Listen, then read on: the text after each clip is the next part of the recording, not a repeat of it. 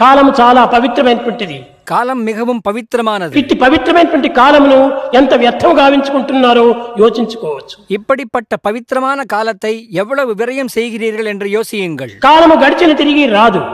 கடந்த காலம் திரும்ப வராது. వచ్చే కాలం మంది కాదు. எதிர்காலம் நம்முடையதன்று. ఉన్నటువంటి కాలంలో సార్థకం గావించుకోవటమే మానవుని యొక్క ప్రధానమైనటువంటి కర్తవ్యమని భారతీయ సంస్కృతి ఉద్భవిస్తూ వస్తున్నది. நிகழ்காலத்தை பயனுறச் செய்து கொள்வதே மனிதனின் தலையாய கடமை என்று பாரத கலாச்சாரம் போதித்து வருகின்றது. కనుకనే వేదమునందు కూడాను కాలాయ నమః, కాలకాలాయ నమః, కాలదర్పదమనాయ నమః, కాలాతీతాయ నమః, కాలస్వరూపాయ నమః, కాలనియమితాయ నమః అని కాలమునికి ఇంత ప్రమాణము ప్రధానమైనటువంటి యొక్క విలువను అందిస్తూ వచ్చింది. எனவே வேதத்திலும் கூட காலாய நமக, கால காலாய நமக, கால தர்ப்ப தமனாய நமக, காலாதீதாய நமக, காலஸ்வரூபாய நமக, கால நியமிதாய நமக என்று காலத்திற்கு இவ்வளவு